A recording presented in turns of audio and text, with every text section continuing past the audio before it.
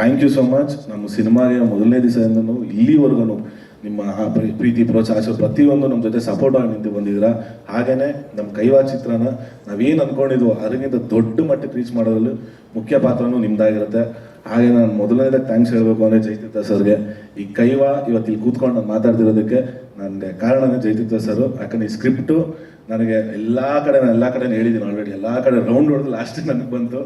So ಅದು almost ಇನ್ನೇನು ಆಗಲ್ಲ ಅನ್ನೋ ಸ್ಥಿತಿಲಿದ್ದಾಗ ನನಗೆ ಜಯತೀರ್ಥ ಸರ್ ಕತೆ ಹೇಳಿದಾಗ ಎಲ್ಲ ಗೊತ್ತಿಲ್ಲ ವಿತಿನ್ ಅ ಫ್ರಾಕ್ಷನ್ ಆಫ್ ಇದರಲ್ಲಿ ಮುಗಿದೋಯ್ತು, ಸಿನಿಮಾನೂ ಮುಗಿದೋಯ್ತು, ರಿಲೀಸ್ ಆಗೋಯ್ತು, ಸಕ್ಸಸ್ ಮೀಟಲ್ಲಿ ಇದ್ದೀವಿ. So thank you so much sir.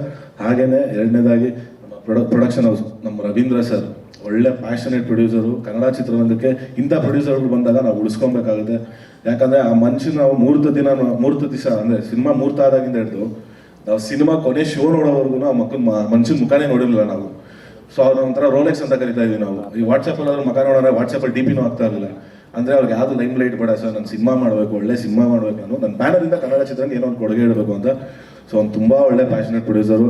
ಹಾಗೆಯೇ ನಮ್ಮ EP-ಗಳಾದಂಥ ನಮ್ಮ ಕೃಷ್ಣಪ್ಪ ಅವರು ಮತ್ತು ಬಾಲು ಸರ್, ನಮ್ಮ ವಿನೋದ್ ಅವರು, ಎಲ್ಲರಿಗೂ thank you so much. And mainly ನನ್ನ ಪ್ರೀತಿಯ ಚಾಲೆಂಜಿಂಗ್ ಸ್ಟಾರ್ ದರ್ಶನ್ ಅಣ್ಣ, ಥ್ಯಾಂಕ್ ಯು ಸೋ ಮಚ್ ಅಣ್ಣ. ನಾನು ಪ್ರತಿಯೊಂದು ಎಕ್ಸೆಲ್ನೂ ಈವಾಗ ನಿಂತು ನಾನು ಒಬ್ಬ ಅಣ್ಣನಾಗಿ ನಿಂತು ಸಾಥ್ ಕೊಡಿದ್ರೆ ಥ್ಯಾಂಕ್ ಯು ಸೋ ಮಚ್.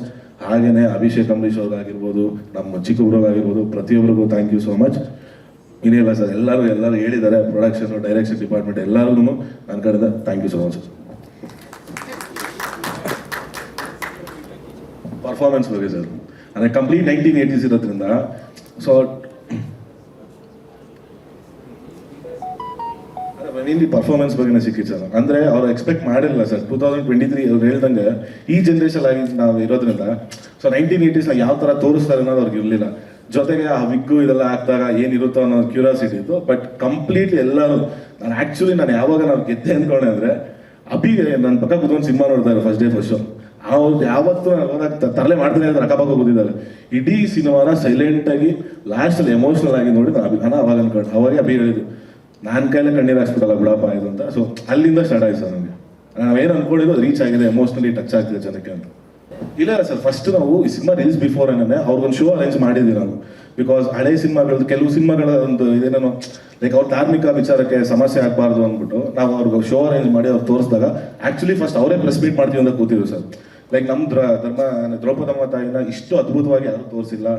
ಅಂದರೆ ನಮ್ಮ ಸಿನಿಮಾದಲ್ಲಿ ಏನು ಮಾಡೋರು ಅಂದ್ರೆ ಸರ್, ಜೈತಿರ್ಥ ಸರ್ ಇನ್ ಡೆಪ್ತ್ ಅವರು ಸರ್, ಆ ತಾಯಿನ ಏನಕ್ಕೆ ಅಷ್ಟು ಆಚರಣೆ ಮಾಡ್ತಾರೆ, ಆಮೇಲೆ ತಿಗಳ ಜನಾಂಗದವರು ಯಾಕೆ ಅಷ್ಟೊಂದು ಆರಾಧನೆ ಮಾಡ್ತಾರೆ ಎಂಬ ಪ್ರತಿಯೊಂದು ಇನ್ ಡೆಪ್ತ್ ಹೋದಾಗ ಅವ್ರು ತುಂಬ ಖುಷಿ ಆಯಿತು. VFX ಎಲ್ಲ ಸರ್ ಅದು ಸರ್, ಅದು VFX ಎಲ್ಲ ತುಂಬಾ ಜನ ಅನ್ಕೊಂಡಿದ್ದಾರೆ. ಅದು ತೊಗಲುಗೊಂಬೆ ಸರ್, ಕರ್ನಾಟಕದ ಸಿಚುವೇಶನ್ಗೆ ಆ ಕಥೆನ ನಾನು ತೊಗಲುಗೊಂಬೆ ಸ್ಟೈಲಲ್ಲಿ ನಾವು ಅದನ್ನ ಪ್ರೆಸೆಂಟ್ ಮಾಡಿದೀವಿ. ಅದು ಬೆಳಗಲ್ ವೀರಣ್ಣ ಅವ್ರು ಮಾಡಿದ್ದು. ಬೆಳಗಲ್ ವೀರಣ್ಣ ಅವರು ನಮ್ಮ ಜೊತೆಲಿ ಇಲ್ಲ, ಅವ್ರು ಮಾಡಿರೋ ಕೊನೆ ಆರ್ಟ್ ಇದು ನಮ್ಮ ಸಿನಿಮಾಗೋಸ್ಕರ. ಅವರು 94 ವರ್ಷದಲ್ಲಿ ಅವ್ರು ಹೋಗ್ಬಿಟ್ರು. ಈಗ 4-5 ತಿಂಗಳಲ್ಲಿ ಅವರು ಹೋಗ್ಬಿಟ್ರು. ಅವ್ರಿಗೊಂದು ಥ್ಯಾಂಕ್ಸ್ ಕಾರ್ಡ್ ಹಾಕಿದೀವಿ ನಮ್ಮ ಸಿನಿಮಾದಲ್ಲಿ. ಬಳ್ಳಾರಿಯ ಬೆಳಗಲ್ ವೀರಣ್ಣ ಅಂತ ಪದ್ಮಶ್ರೀ ವಿಜೇತರು ಸರ್. ಅವರು ಸೌತ್ ಇಂಡಿಯಾದಲ್ಲಿ ಬಹಳ ದೊಡ್ಡ ಹೆಸರು ತೊಗಲುಗೊಂಬೆಗೆ ಅಂತ. ಅವ್ರ ಶಿಷ್ಯಂದ್ರು ಬಹಳಷ್ಟು ಜನ ಇದ್ದಾರೆ, ಅವ್ರು ಮುಂದುವರ್ಸ್ಕೊಂಡು ಹೋಗ್ತಿದ್ದಾರೆ. ಅದೊಂದು ಆರ್ಟ್ನ ನಾನಿಲ್ಲಿ ದಾಖಲಿಸಬೇಕಾಗಿತ್ತು, ದಾಖಲಿಸಿದ್ರೆ ನನಗೆ ಸಮಾಧಾನ ಆಯಿತು. ಸ್ವಾದಿಷ್ಟತೆಯ ಸ್ವಾದ, ತಾಜಾತನದ ಆಹ್ಲಾದ, ಉತ್ತಮ ಆರೋಗ್ಯ ಮತ್ತು ಹೆಚ್ಚಿನ ರೋಗ ನಿರೋಧಕ ಶಕ್ತಿಯ ವೃದ್ಧಿಗೆ ಈಗ ನಿಮಗೆ ಸಿಗುತ್ತಿದೆ ಉತ್ತಮ ಗುಣಮಟ್ಟದ ಪೌಷ್ಟಿಕಾಂಶ. Shri Vaidik millet health mix, ಇದು ಸಿರಿಧಾನ್ಯಗಳ ಸಂಪತ್ತು.